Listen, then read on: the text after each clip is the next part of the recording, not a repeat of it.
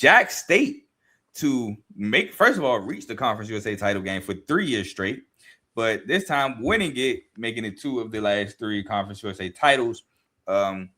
We both said backstage that we feel like Conference USA is wide open. I know I remember last year on this show by myself, I felt it was wide open. It was why I picked Western Kentucky to make the conference, to win it last year, because I was like, this is the time that Coach Helton needs to get it done. I'm gonna call him his brother. So Coach Tyson Helton needs to get it done. I think it's Clay's his brother, but anyway. And it unfortunately came down to a Western Kentucky Jax State game at the end of the year, and Western Kentucky lost. So they did not make it to play Kennesaw State, which I feel like they might have won that Kennesaw State game. But who knows? We don't know because they didn't make it. But Western Kentucky really good offensively. Defensively was a hindrance. We actually, I guess technically you could kind of say we know because they did play, funny enough, Kennesaw State in a bowl game, which inter-conference bowl games are rare. And they won 19-15 in the no. I'm wrong. I'm sorry. My fault. My apologies. Looked at something and got my messages mixed up. My apologies. But Western Kentucky did they had a really good offense. But Jax State, who we were talking about, my apologies. I got so lost in what I was talking about that I forgot we were talking about Jax State winning Conference USA. They had an 8-4, 7-1 season, a really good Conference USA season. They actually beat Kennesaw State in the regular season before losing to Kennesaw State in the conference championship game, 19-15. A game I felt like they should have won. I felt like they should have actually lost the regular season game. I want to say DeAndre Johnson made like some crazy play late to help them beat them in the regular season. And I felt like they should have won the conference championship game and they lost. So, and I'm pretty sure that Jax State would have loved to have been in the reverse order as well. But they do bring back Caden Creel, which is great for them because he was taking over for Tyler Huff, who left. Now they got a guy. They finally got a guy who's had some tenure under his belt at Jax State. I'm not necessarily worried about the running back situation. I know that they're supposed to be starting a guy from last year who didn't start but got some burn. But Jax State, Jax State churns out running back talent. Cam Cook wasn't looked at to be as good as he was when he came to Jax State, and now he was looked at one of the most coveted recruits at running back. I remember vividly watching TCU, and them saying they didn't have a running back on the roster with Cam Cook on said roster. So Jax State has done wonders for running back. Look at Trey Stewart the year previous to Cam Cook, went crazy. So I have no doubt that Jax State will find a running back to go crazy again. Defensively for Jax State, just they have talent. It just doesn't perform. Like they'll have guys get plucked out of there to go to Power 4 schools. Like I'm thinking of Larry Worth. I'm thinking of Fred Perry. Who is Hardy? Hardy, the DN. I can't remember his first name. I think was it Chris Hardy? But I know he's a DN for Jax State. Yeah, so they have had talent get plucked out of there to go Power 4. But if they could figure it out where the defense can be like super solid, they'll easily win the Conference USA. But talk to me a little bit about Jax State, Ace. Oh, by the way, my fault. They did win the Veterans Bowl 17-13 versus Troy. I have to announce that. Yeah, I think Jax State is a pretty decent choice as the champions for the Conference USA. I know the transition from losing Rich Rod and a lot of heavy transfers from a couple years ago was a lot, but they still came through. Cam Cook was very efficient last year, very effective last year. It's going to be a lot to replace him, but like you said, they already have running backs on the roster. I think they're just going to do a running back by committee thing, and I think that's probably going to work well with them because, like you said, they're still bringing Creel back, a guy who can run himself. This has always been a run-heavy offense, and I think that's going to continue to be that. They're very physical, which is always a key to winning games. DeAndre Johnson, very big wide receiver, big target. They can just throw it up to him. Very good down the field threat. They also bring back a lot from their defense last year. So like you said, the defense doesn't always play up to, I guess, its ceiling, but they can be pretty good. And I think that, as long as they can play decently and not and maybe produce some turnovers and everything, and maybe some special teams can be a bit of an edge for this team this year. But I'm high on them. I think that they're going to be pretty good. I think they have everything that they need in order to be successful in this conference, as I think it's one of the weakest. Oh, I think it's the weakest conference out of all conference. Man, yeah, I would even put the Pac-12 above it. To be honest with you, I think it's the weakest conference. Yeah, I'm not I mad at would, that. I would go there. But yeah, man, I think they even lost Garrison Ripper, the kicker, who's been there for quite some time. So special teams, Yeah, he's could be a gone. thing. Yep. Oh I wait, would- no, no, Rip is there. Oh, he's still there. Yeah, he's Well, that's really Georgia good then. player. Oh, that's really good. That them still having Garrison Ripper is really good because, I mean, I think he Yeah, had he's some misses kicking last year. 70%. Yeah, Yeah, a few, but but yeah, I want to say the year they not won nothing too Conference bad. USA. Excuse me, I want to say the year they won Really only Conference had USA. one bad game Yeah, versus Delaware. 4 for 5 from 50 plus. So with the longest 52. Last year he had a longer 51. He was 1 of 1, and then 8 of 10 from 40 to 49. So he's been a solid That's contributor decent. kicker for them there. Again, I think he had a big kick to propel them to the Conference USA Championship 2 years ago when they won it. So him being there is really big. So they returned 3 starters on offense, 1 O-lineman, 5 on defense. So a lot of turnover for this Jax State team. Returning only 8 starters. Again, Caden Creel at quarterback, who won 130 of 211, 61.6% completion percentage, 1,514 yards, 9 touchdowns, and 4 picks, 182 carries, 1,075 yards, and 7 touchdowns. DeAndre Johnson, who Ace brought up earlier, 6'8" guy who had 30 catches for 724 yards and 6 touchdowns. He caught like a big Hail Mary against Kennesaw State in the regular season. Max Saunders, a linebacker who had 85 total tackles, 46 solos, a sack and a half, 2 pass breakups, and a forced fumble. Walker Osteen, a linebacker who had 84 total tackles, 51 solos, 2.5 sacks, a pass breakup, 3 picks, a forced fumble, and a fumble recovery. Caleb Nix, a defensive back who had 63 total tackles, 38 solos, 3 pass breakups, 4 interceptions, a pick six, 3 fumble recoveries, and a scoop and score touchdown. Traquan Fagans, a cornerback who had 36 total tackles, 27 solos, 9 pass breakups, and a pick. And Jawan Campbell, a D lineman who had 22 total tackles and 10 solos. Now they did lose, as we mentioned, Cam Cook, who transferred to be with Rich Rod at West Virginia, a running back who had 295 carries, 1,659 yards, 5.6 a carry, and 16 touchdowns. Brock Rechsteiner, who I believe is the son of Scott Steiner. He was a receiver who had 36 catches, 383 yards, and 5 touchdowns, currently trying to make the Saints. Pearson Baldwin, a tight end who had 26 catches, 302 yards, 2 touchdowns.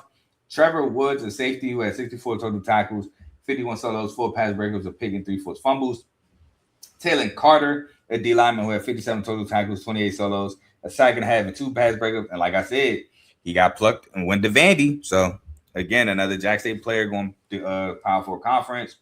Tyron Taylor, linebacker who had 31 total tackles, 20 solos, 4 pass breakups, and a pick. Emmanuel Oyebadejo, D lineman who transferred to Florida, 41 total tackles, 27 solos, 4.5 sacks, 5 pass breakups, and 2 forced fumbles. And Garin Stansbury, a DN who had 23 total tackles, 15 solos, a sack, and a pass breakup. Ace, let's get into this transfer portal where they were 89th in overall recruiting, 103rd in transfers with 21 transfers incoming, 8 of them being O-linemen. So they go and have their pick of the litter to try to figure out this O-line. One that I really like was Ronell Johnson, a receiver from Mo State, who had 35 catches, 463 yards, and 2 touchdowns. I think he's going to be very solid matched up with DeAndre Johnson. Marquise Hood, a D lineman from North Carolina A&T, who had 43 total tackles, 28 solos, 7.5 sacks, and 2 pass breakups, and a forced fumble. And Darius Cannon, a receiver who had 76 catches, 726 yards, and 3 touchdowns, also from North Carolina A&T.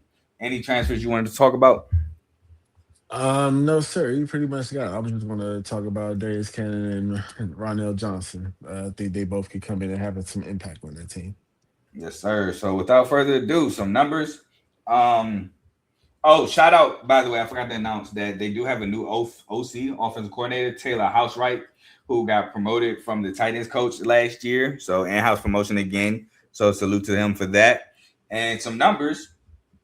They were 41st in total offense, 74th in total defense, 61st in scoring offense, 71st in scoring defense, 120th in passing, 95th in pass defense, 5th in rushing, 63rd in rush defense, 76th in third down conversion percentage on offense, 44th on third down conversion percentage on defense, 69th in red zone offense, and 39th in red zone defense. But Ace, let's get into the schedule where first game of the year should be a good one at North Dakota State, but I do have this as a loss.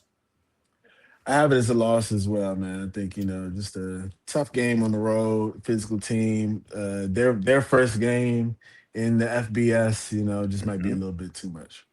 It's funny. Jax State won their first game in the FBS. Now, what was that against? It was 3 years ago now. Who was that against? Was it UTEP? Not sure. I think it was UTEP. I could look it up real quick. Hold on. Yeah, I want to say it was against UTEP. Who was the quarterback for that? Oh man, because that wasn't Trey Stewart yet. Yep, it was UTEP. Yep, I'm about to say I think it was UTEP. It was UTEP. Zion Webb. Zion Webb. Oh Lord, Zion Webb. But we move on to Eastern Kentucky. Yeah, that's when they were going back and forth between them, right? Mm-hmm. Or something like that. Or he got hurt, something like that. They were changing quarterbacks. I think that was like by design. But yeah, Eastern Kentucky's next at home. I do have this as a win. Have it as a win as well. Yep, and after that, they are on the road against Ohio University. Ohio is going through another coaching change due to some inappropriate coaching off the field things. I do have this as a win. Yeah, I have it as a win as well. I think on the road at the MAC, at a MAC team, I think it may be tough, but like you said, new coach. I think Jax State can pretty physically in that travel as well. Yeah, and I think Parker Navarro is no longer there, and I think Senior Ben Regura is also gone. So I know Chase Hendricks is gone. I know a lot of that production on offense is gone. So very, very interested to see how Ohio looks this year. But we move on to at home against Georgia Southern. Sorry, I got this as a loss. I have it as a loss as well. I think Georgia Southern is. I think they do the same thing. You know what I mean? As far as like how they run and everything, but I just like their program a little bit better, to be honest. And it has nothing to do with on the field. I think it's gonna be a little different this year because I don't think Max Johnson gonna do too much running. But I think I'm rolling with Georgia Southern. I do think Georgia Southern is kind of like a sneaky program though. But we move on. I forgot Mac Johnson was there. Yeah, man, come on, man. Man, my man, can I change it? I mean, you can. I want to change it. It's a win. It's a win. You seriously changing it? You can change it on here. I'm serious. That's messed up, bro. You doing my dog so dirty. I don't care, man. I don't care. My man really changed it just because Max Johnson there. It's a win. That's crazy. We can see. We'll move forward. At least I'm consistent. I respect it. Hey man, I got quarrels with some guys too, so I respect it. At home against Middle Tennessee State, which is their Conference USA home opener, I do have this as a win. I have it as a win as well. Then on the road in a rematch of the Conference USA Championship last year at Kennesaw State, I have this as a win. I have it as a win. Then back home against FIU, I do have this as a win. This is a win as well. On the road against New Mexico State, I have as a win. This is a win. Back home against Sam Houston, I have this as a win. Oh, sorry, this is a win. On the road against Western Kentucky, I have this as a loss. I have it as a loss as well. I think Western Kentucky is just a little, at home as well. I think it's just one of those things. Yep. Then at home, senior night against Missouri State, I have this as a win. I have it as a win as well. And their last game of the year at Delaware, I have this as a win. I have it as a loss. I think it's going to be a little tricky game at the end of the season, but I don't think it stops them from getting to the championship. I just think that. Yeah, I think that Delaware defense is in for some trouble if they not improved with this run game and Caden Creel and whoever's at running back at the time. I'm gonna roll with Jax State to finish 9-3, 7-1, taking the over 7.5 win total. Yeah, and ironically, I have the same record now. Wait, how? 9-3. I have them losing North Georgia? Dakota State, Oh, that's right. Yep. Ohio, and then Delaware. You had them losing Ohio? I thought you had them winning. No, I'm sorry. Western Kentucky and Delaware. Okay, yeah, okay. Because I have a loss against Georgia Southern, and you hate it, so you switched it. Cool. Yep. Yeah, I did. So you have them 9-3. You have them 9-3, 6-2 then. Because you got Western Kentucky and Delaware. Those are 2 conference losses. Yeah, that actually might bump them out now that I'm looking at it. Maybe. Well, for all intents and purposes, they're still the champs. Yeah, I mean, 2 losses might not knock you out because again, maybe not in the Conference USA. Yeah. I mean, let's just. I'm thinking it might have last year. Over. I'm not sure if Kennesaw State had more than 1 loss in conference play last year, but because Western Kentucky got knocked out with 2 losses. Yeah, I mean, when I'm looking at this conference, I think 2 losses. But yeah, you might be fine. Florida International, yeah. Yeah, you might be fine, and that might have just been a rarity last year with Conference USA. But that is our Conference USA champ.